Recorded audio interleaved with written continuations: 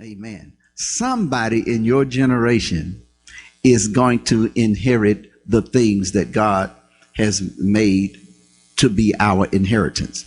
In the Old Testament, you notice that all the people, except two of the people who left Egypt, they entered the land. When God had promised them that he would bring them into the land, many of them didn't go into the land. Now, how did that happen?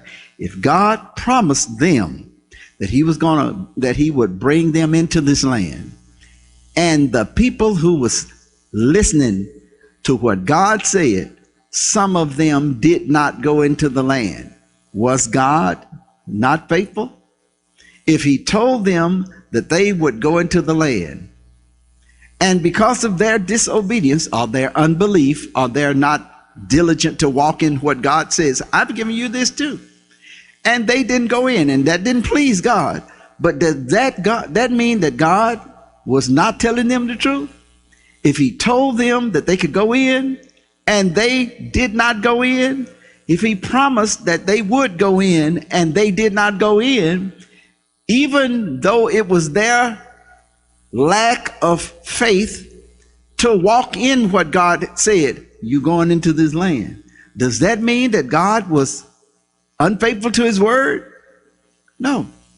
What does it mean?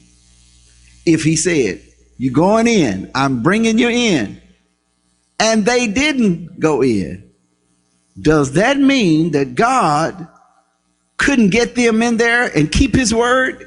He didn't say, I'm going to take you in there if you could help me, if you can let you in. No.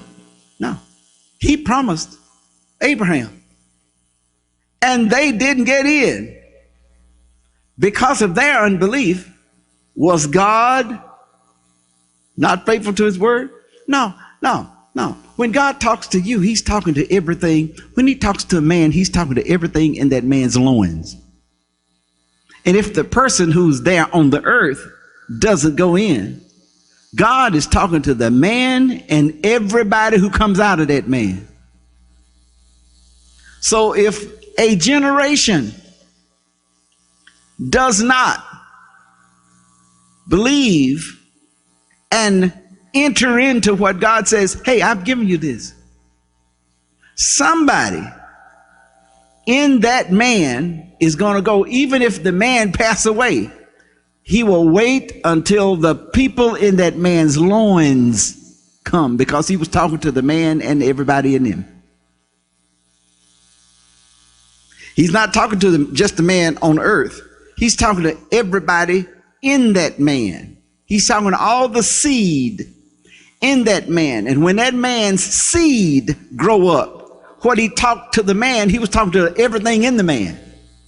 And if the one that was on the earth doesn't go in, that doesn't mean that God hadn't kept his promise. He'll wait until a whole generation pass away who could have enjoyed what God says. Hey, I'm telling you, you are going into the land. I have given you that land. So if somebody decides not to go in, it doesn't please God, but God gonna still have somebody raised up who will go in. And that's what he did to the children of Israel. He waited until the other ones who looked at themselves, how they looked to themselves, instead of looking at what God said he has already done. He waited until that whole generation died. 40 years is a generation.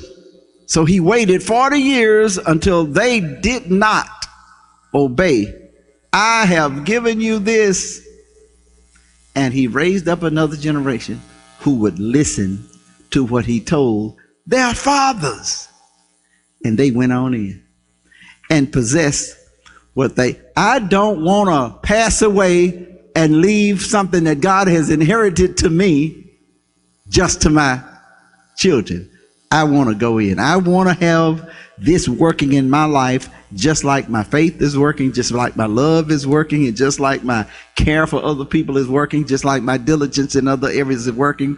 Thank God he tells me that he was made poor, and the reason he wanted me to take advantage of him being made poor and be rich.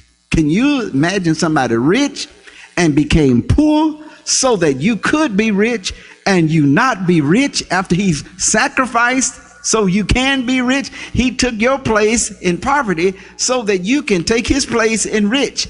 And can you imagine somebody going through that and leaving that to us, and us not being diligent in this area also? God is a good God, and he expected me and you to increase more and more. Hallelujah.